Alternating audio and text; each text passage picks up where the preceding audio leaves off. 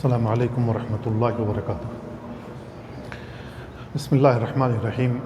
الحمد للہ رب العالمین والصلاة والسلام علی اشرف الانبیاء والمرسلین نبینا محمد وعلی آلہ وصحبہ اجمعین، اما بعد فاعوذ باللہ من الشیطان الرجیم۔ والفجر ولیال عشر والشفع والوتر۔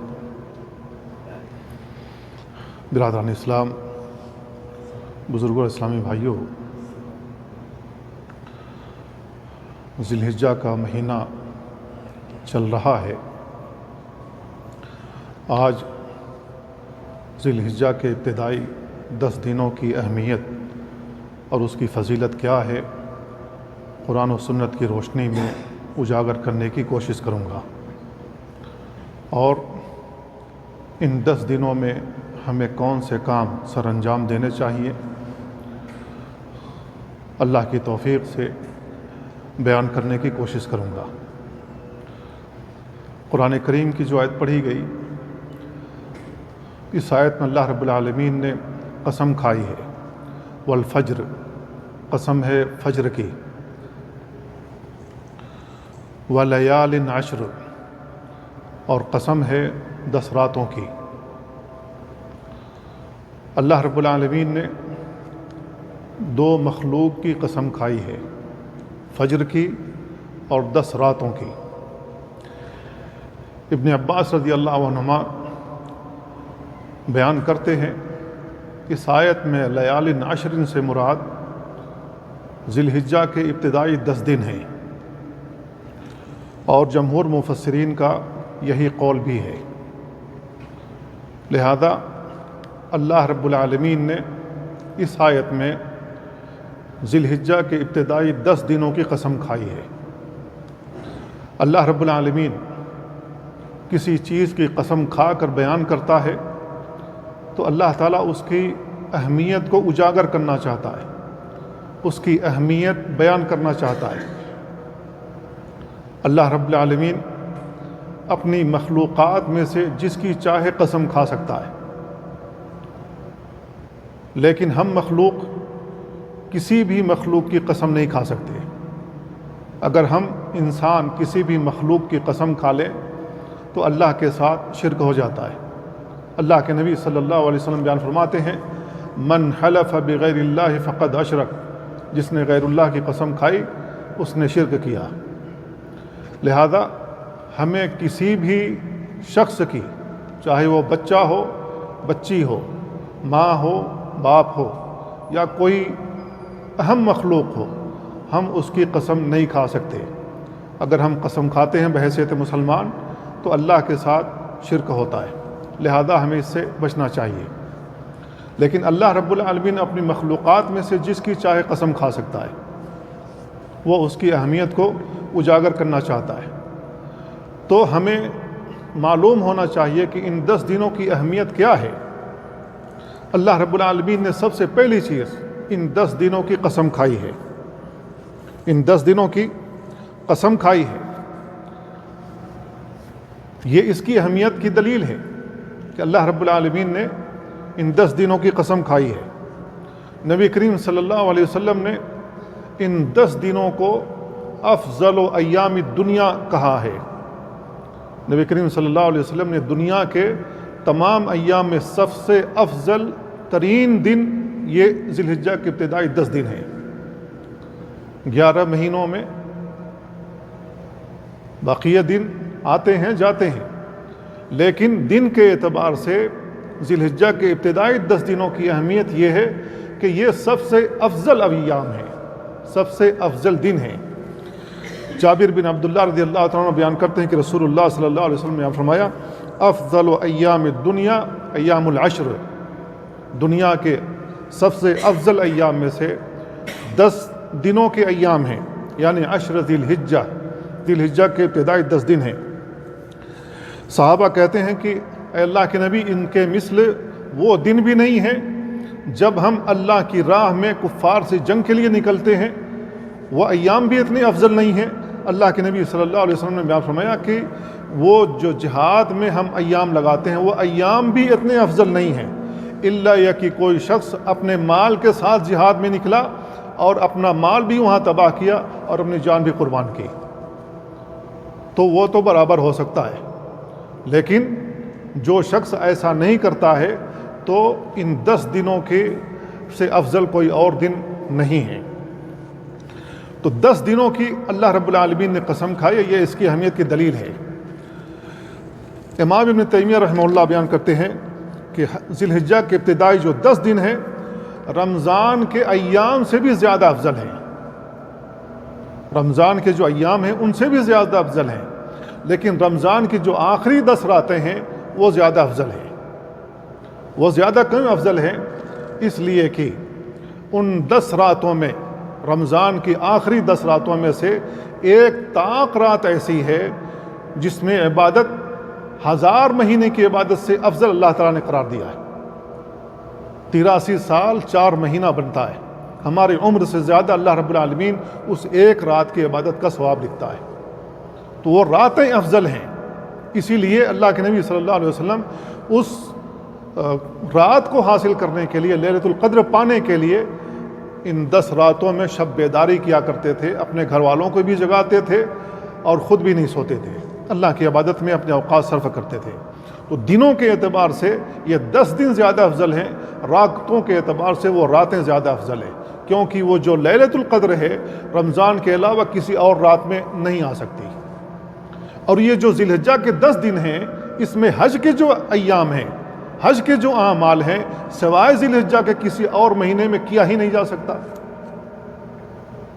کسی اور مہینے میں حج کے یہ ایام کیے ہی نہیں جا سکتے۔ اس وجہ سے یہ جو ذی الحجہ کے ابتدائی 10 دن ہیں اس میں بہترین عبادتیں، چاہے وہ نماز ہو، روزے ہوں، صدقہ و خیرات ہو اور حج کے جو اعمال ہیں اکٹھا ہو جاتے ہیں، قربانی کے اعمال اکٹھا ہو جاتے ہیں، اور یہ جو حج کے اعمال ہیں اور قربانی کے اعمال ہیں ظاہر ہے کہ ذی الحجہ کے علاوہ کسی اور مہینے میں ہو ہی نہیں سکتے، اس وجہ سے یہ دن افضل ہیں۔ نبی کریم صلی اللہ علیہ وسلم نے بیان فرمایا کہ اللہ کے نزدیک یہ ایام بہت ہی محبوب ہیں کہ ان میں نیک عمل کیا جائے، ان ایام میں، ان 10 دنوں میں نیک عمل جو بھی کیا جائے، عمل صالح جو بھی کیا جائے اللہ کے نزدیک بہت محبوب ہے۔ اللہ کے نبی صلی اللہ علیہ وسلم بیان فرماتے ہیں ما من ایام العمل الصالح فیہا احب الی اللہ من هذه الایام، کوئی بھی دن ایسا نہیں ہے جس میں عمل صالح، نیک عمل اللہ کو زیادہ محبوب ہوں ان ایام سے زیادہ۔ ان ایام یعنی ایام العشر، ذی الحجہ کے ابتدائی 10 دن ہیں۔ صحابہ نے کہا اللہ کے رسول کیا جہاد فی سبیل اللہ بھی اس سے افضل نہیں ہے؟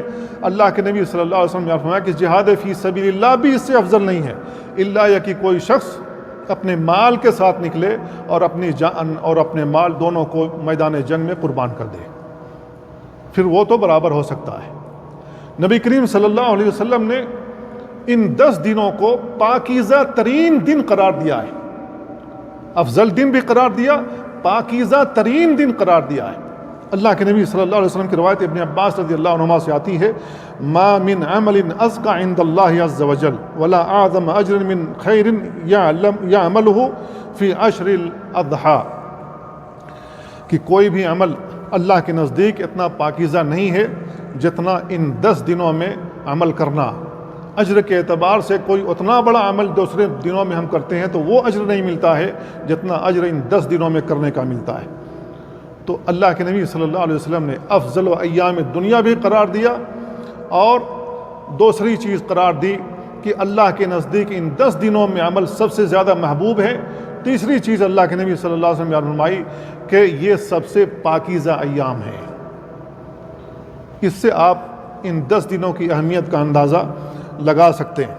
لہذا ان 10 دنوں میں ہمیں نیکی کے اعمال جو بھی ہوں وہ کرنے چاہیے۔ نیکی کا کوئی بھی عمل، 5 وقتہ نماز ہو، صدقہ و خیرات ہو، اور ذکر و اذکار ہو، کسی کی مدد ہو، اچھے کلمات کے ذریعے سے کسی کو باور کرا دینا ہو، کسی کو بتا دینا ہو، یا کوئی بھی نیک عمل ہمیں ان ایام میں کرنے چاہیے، ان ایام میں کرنے چاہیے۔ اور ان ایام میں کرنے کے لیے ہمارے پاس ایک عمل اور بھی ہے جس کو ہم توبہ کہتے ہیں۔ توبہ اللہ کی طرف رجوع کرنا، اپنے گناہوں پر پشیمانی اختیار کرنا اور اس بات کا تہیہ کرنا کہ اللہ تعالیٰ جو گناہ کرتے رہے ہیں وہ گناہ آئندہ نہیں کریں گے اور ان گناہ کو چھوڑ دیں۔ یہ توبۃ النصوح ہے، سچی توبہ کرنا ہے، یہ بھی ہمارا عمل ہے۔ اگر یہ نیک عمل، توبہ جیسا نیک عمل ان 10 دنوں میں ہم کر لیتے ہیں تو اس کی شان اور بڑھ جاتی ہے، جبکہ توبہ پورے سال میں جب بھی ہم کرنا چاہیں، کسی بھی وقت کرنا چاہیں کر سکتے ہیں، لیکن ان 10 دنوں میں اگر ہم سچی توبہ کر لیتے ہیں تو اس کی شان مزید بڑھ جاتی ہے۔ اللہ رب العالمین نے بیان فرمایا فَأَمَّا مَن تَابَ وَآمَنَ وَعَمِلَ صَالِحًا، جو شخص توبہ کرے، ایمان لائے اور عمل صالح کرے، فَعَسَىٰ أَن يَكُونَ مِنَ الْمُفْلِحِينَ، قریب ہے کہ وہ کامیاب لوگوں میں ہو جائے۔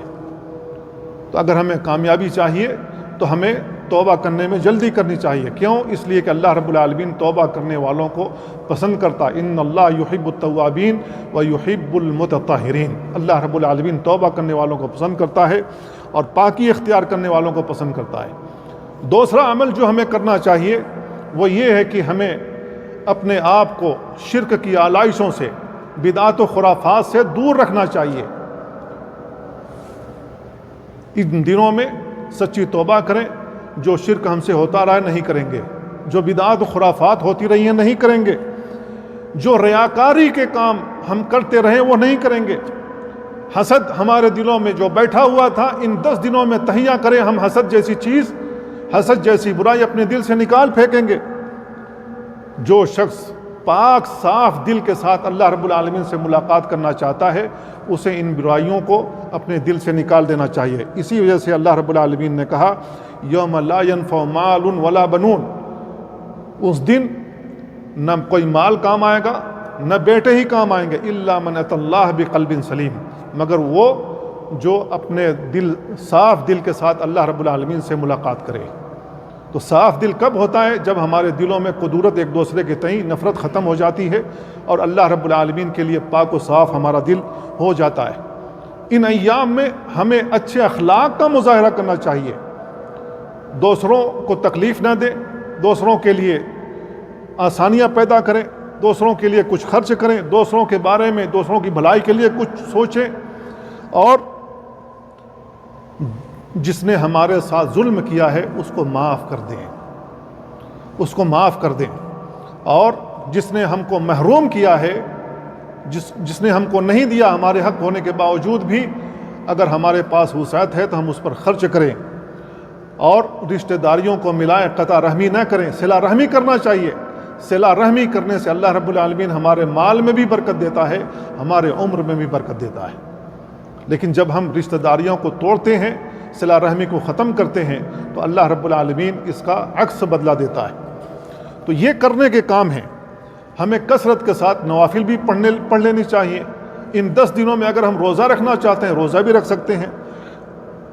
تلاوت قرآن ہمیں کرنی چاہیے، استغفار کرنا چاہیے، صدقہ کرنا چاہیے، والدین کے ساتھ احسان کرنا چاہیے، بھلائی کرنی چاہیے، کیونکہ اللہ رب العالمین نے اس کا حکم دیا بالوالدین احسانا۔ یہ سارے اعمال اور ان کے علاوہ بہت سارے عمل ہیں جن کو ہم ان 10 دنوں میں سر انجام دے سکتے ہیں، کر سکتے ہیں۔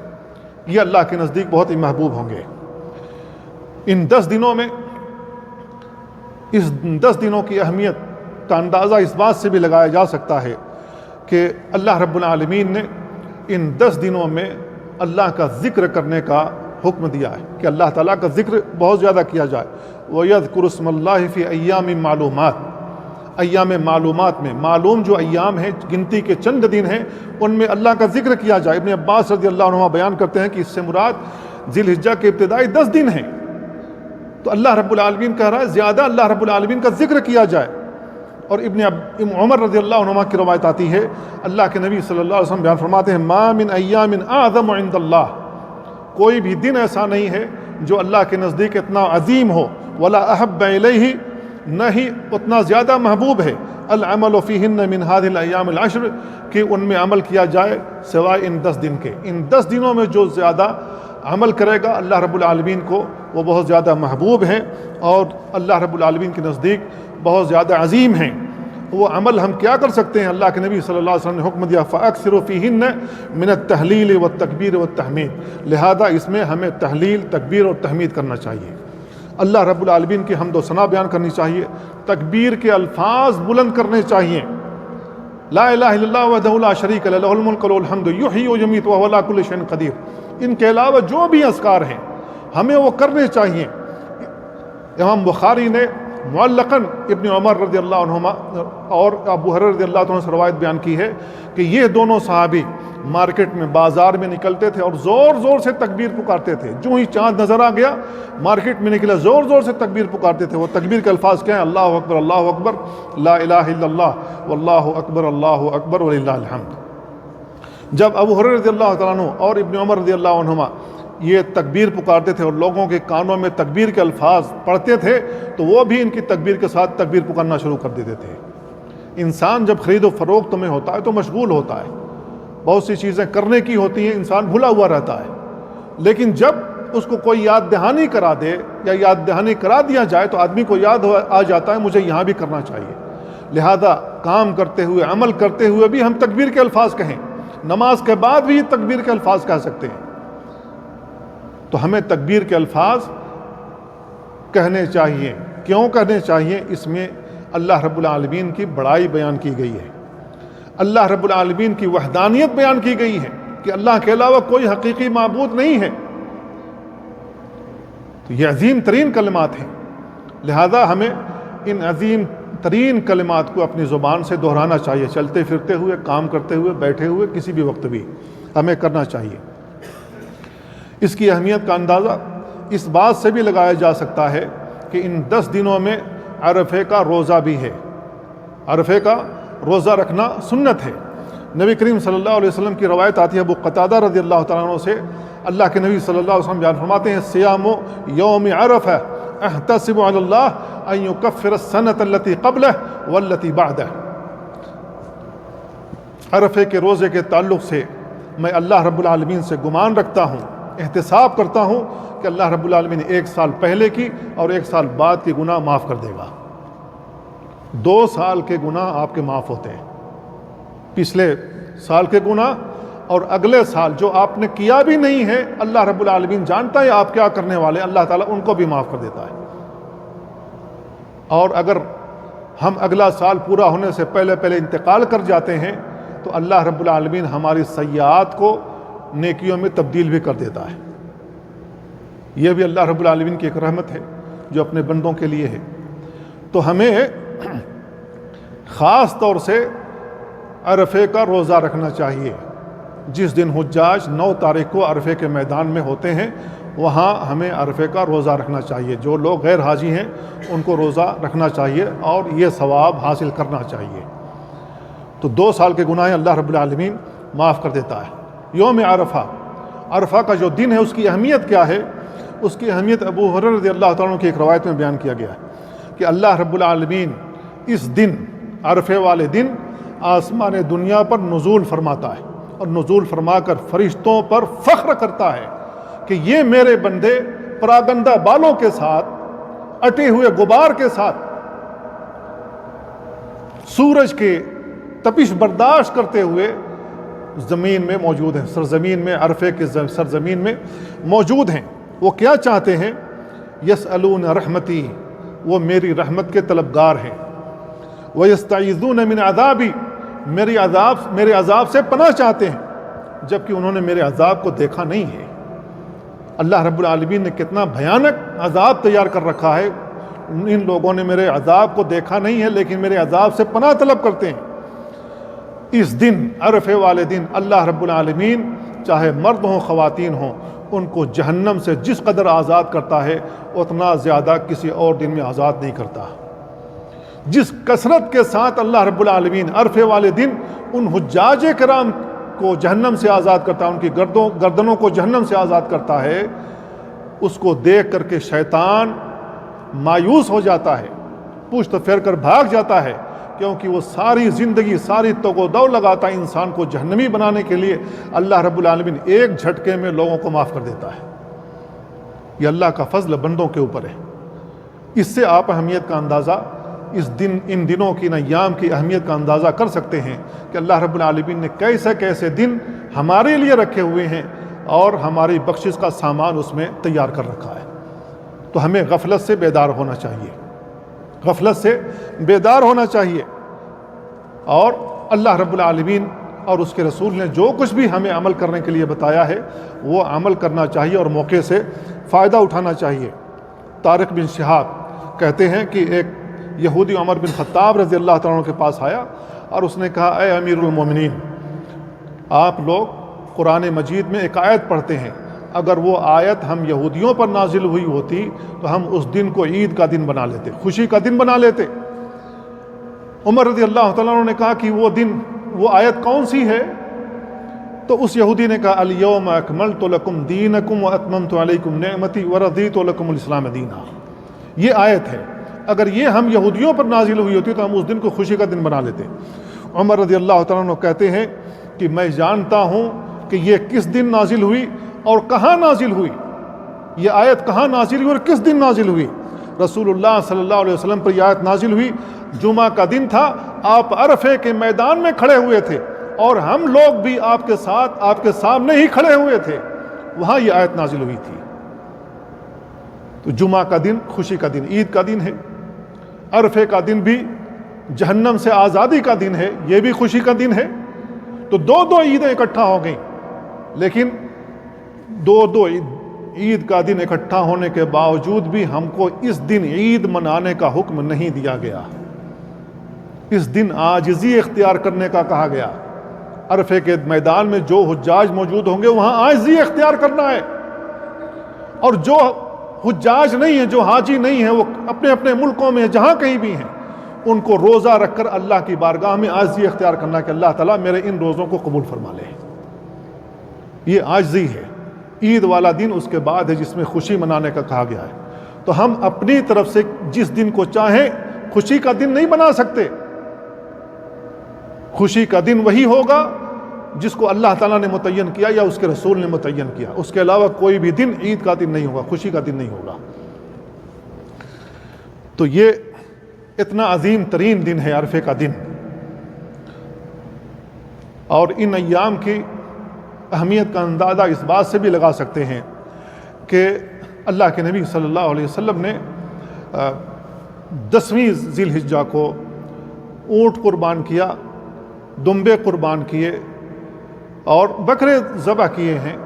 اللہ کے نبی صلی اللہ علیہ وسلم نے کیسے بکرے ذبح کیے ہیں احادیث میں اس کا تذکرہ ملتا ہے۔ جب آپ حج پر تھے آپ نے 100 اونٹ ذبح کیے، جب آپ حج پر نہیں ہوتے تھے آپ اپنے گھر میں بکرے ذبح کرتے تھے، تو میڈھے ذبح کرتے تھے۔ تو یہ جو بھی جانور میسر تھے اللہ کے نبی صلی اللہ علیہ وسلم ان کو ذبح کرتے تھے۔ کیوں ذبح کرتے تھے؟ اس لیے کہ یہ ابراہیم علیہ السلام کی سنت ہے۔ ابراہیم علیہ السلام کی سنت کیا ہے؟ اللہ تعالیٰ نے کہا وَفَدَيْنَاهُ بِذِبْحٍ عَظِيمٍ، اللہ رب العالمین نے فدیہ دیا جبکہ وہ اسماعیل علیہ السلام کو اپنے ہاتھ سے ذبح کر رہے تھے، اپنے بیٹے کو ذبح کر رہے تھے۔ اللہ رب العالمین نے دمبا بھیجا اور وہاں سے یہ سنت چلی آ رہی ہے۔ تو نبی کریم صلی اللہ علیہ وسلم 10ویں ذی الحجہ کو قربانی پیش کرتے تھے۔ ام المومنین عائشہ رضی اللہ تعالیٰ عنہ کی حدیث آتی ہے، اللہ کے نبی صلی اللہ علیہ وسلم بیان فرماتے ہیں ما تقرب الی اللہ یوم النحر بشیء هو احب الی اللہ من احراق الدم، اللہ رب العالمین کو خون بہانے سے زیادہ، یعنی 10ویں ذی الحجہ کو خون بہانے سے زیادہ اور عمل کوئی بھی محبوب نہیں ہے۔ سب سے محبوب ترین عمل اللہ کے نزدیک 10ویں ذی الحجہ کو وہ جانور کا خون بہانا ہے، یہ اللہ کو بہت محبوب ہے۔ لن ینال اللہ لحومها ولا دماؤها ولکن ینالہ التقوی منکم، اللہ رب العالمین کو نہ خون پہنچتا ہے نہ اس کے گوشت پہنچتے ہیں، اللہ کو جو پہنچتا ہے وہ ہمارے دلوں کا تقوی ہے، پرہیزگاری ہے۔ جب ہم نے بکرا خریدا تھا، بکرا خریدتے وقت یا جو بھی جانور قربانی کا ہے اس کو خریدتے وقت ہمارے دل میں کیسا محسوس ہوا تھا؟ ہمارے دل میں خوشی تھی یا تنگی تھی کہ ہمارے اتنے پیسے چلے گئے؟ کس خوشی کے ساتھ ہم اللہ رب العالمین کا تقرب حاصل کرنے کے لیے جانور ذبح کر رہے ہیں؟ دراصل یہی مطلوب ہے، اللہ رب العالمین یہی دیکھنا چاہتا ہے۔ تو جو شخص قربانی کی استطاعت رکھتا ہے اس کو قربانی کرنی چاہیے۔ اللہ کے نبی صلی اللہ علیہ وسلم کی روایت ابو ہریرہ رضی اللہ عنہ سے آتی ہے، آپ نے بیان فرمایا من وجد سعۃ ولم یضحی فلا یقربن مصلانا، جس شخص کو قربانی کی استطاعت ہے اس کے باوجود وہ قربانی نہیں کرتا ہے تو ہمارے مصلی سے قریب نہ، یعنی عید کی نماز پڑھنے کے لیے وہ نہ آئے ہمارے ساتھ۔ تو جس شخص کو استطاعت ہو اس کو قربانی کا جانور ذبح کرنا چاہیے۔ یہ ابراہیم علیہ السلام کی یہ سنت ہے، نبی کریم صلی اللہ علیہ وسلم نے اس کو برقرار رکھا، اور اللہ رب العالمین کو یہ جو عمل ہے بہت ہی زیادہ محبوب ہے، بہت ہی زیادہ محبوب ہے۔ نبی کریم صلی اللہ علیہ وسلم نے کیسا جانور ذبح کیا تھا؟ روایت میں آتا ہے کہ اللہ کے نبی صلی اللہ علیہ وسلم نے 2 کبشے 2 میڈھے ذبح کیے جو کہ چتکبرے تھے، سینگوں والے تھے، وہ ان کی آنکھوں کے گرد کالا رنگ تھا، ان کے جو دونوں ہاتھ تھے وہ کالے تھے، جو پاؤں تھا وہ بھی کالا تھا۔ اس رنگ کا اللہ کے نبی صلی اللہ علیہ وسلم نے 2 میڈھے ذبح کیے تھے، گویا کہ وہ چتکبرا تھا۔ تو یہ احادیث میں بیان ملتا ہے کہ اللہ کے نبی صلی اللہ علیہ وسلم خوبصورت بکرے اختیار کرتے تھے، دیکھنے میں خوبصورت ہو، اچھا ہو، صحت مند ہو، لولا لنگڑا نہ ہو، عیب دار نہ ہو، ورنہ کسی کے پاس جانوروں کا ریوڑ ہو اور اس میں سے جو ضعیف ہو، کمزور ہو، مرنے کے قریب ہو، لا اسی کو ذبح کر دو، لگتا ہے صحت مند نہیں ہوگا، لا اسی کو ذبح کر دو۔ یہ نہیں ہے۔ اللہ رب العالمین دل کی کیفیت کو دیکھتا ہے کہ خرچہ کرتے وقت ہمارے دل کی کیفیت کیا تھی۔ ایک اور عمل جو اللہ کے نبی صلی اللہ علیہ وسلم کی سنت میں آتا ہے وہ یہ ہے کہ جو شخص قربانی کرنا چاہتا ہے اس کو جب چاند نظر آ جائے تو اپنے ناخن نہیں کاٹنے چاہیے اور اپنے بال نہیں کاٹنے چاہیے، نہ اکھاڑنے چاہیے۔ یہ اللہ کے نبی صلی اللہ علیہ وسلم کی سنت ہے جو ام سلمہ رضی اللہ تعالیٰ عنہ سے مروی ہے۔ آپ نے بیان فرمایا اذا دخلت العشر، جب ذی الحجہ کے ابتدائی 10 دن آ جائیں، واراد احدکم ان یضحی، اور تم میں سے کوئی شخص قربانی کرنا چاہتا ہے، فلا یمس من بشرتہ ولا شعرہ شیئا، تو اس کو اپنے بال اور اپنے ناخن میں سے کوئی چیز نہیں کاٹنی چاہیے۔ تو رسول اللہ صلی اللہ علیہ وسلم کی یہ سنت ہے، ہمیں اس سنت کو فالو کرنا چاہیے۔ اس میں حکمت کیا ہے؟ کیوں اللہ کے نبی صلی اللہ علیہ وسلم نے بال کاٹنے اور ناخن کاٹنے سے منع فرمایا؟ علماء بیان کرتے ہیں کہ ایک تو یہ ہے کہ اللہ کے نبی صلی اللہ علیہ وسلم کا یہ حکم ہے، تو ہم اللہ رب العالمین کی یہ عبادت کہ ہمیں بال نہیں کاٹنے ہیں، ناخن نہیں کاٹنے، ہم ناخن نہ کاٹ کر، بال نہ توڑ کر کے، نہ کاٹ کر کے ہم اللہ کی عبادت کر رہے ہیں، کیونکہ رسول کا حکم ہے، ہم اللہ کی عبادت کر رہے ہیں۔ نمبر 2، امام نووی رحمہ اللہ بیان کرتے ہیں کہ اگر ہم بال نہیں کاٹتے ہیں، اپنے ناخن نہیں کاٹتے ہیں، تو اللہ رب العالمین جب ہمیں آزاد کرے گا جہنم سے تو ہمیں مکمل آزاد کرے گا۔ وہ جو ناخن کٹ گئے ہیں وہ نہیں، ان کے ساتھ اللہ رب العالمین ہمیں آزاد کرے۔ یہ اس کی حکمت ہے کہ اللہ رب العالمین ہمیں پورے کا پورا جہنم سے آزاد کرے۔ اس لیے ان 10 دنوں میں اپنے بالوں کو اور اپنے ناخن کو نہیں کاٹنا چاہیے۔ یہ چند اعمال ہیں جو کرنے کے ہیں، جو رسول اللہ صلی اللہ علیہ وسلم کی سنت سے ثابت ہیں۔ ان 10 دنوں میں ہمیں یہ اعمال کرنے چاہیے، اور جن سے منع کیا گیا ان سے باز رہنا چاہیے، اور نیک اعمال کی ہمیں اللہ رب العالمین توفیق دے، جب تک زندہ رہیں ایمان پر زندہ رہیں، اسلام پر زندہ رہیں اور ایمان پر خاتمہ ہو۔ اللہ تعالیٰ ہمیں ان باتوں کو سمجھنے اور ان پر عمل کرنے کی توفیق عطا فرمائے۔ وصلی اللہ وسلم علی نبینا محمد وعلی آلہ وصحبہ اجمعین۔ والسلام علیکم ورحمۃ اللہ۔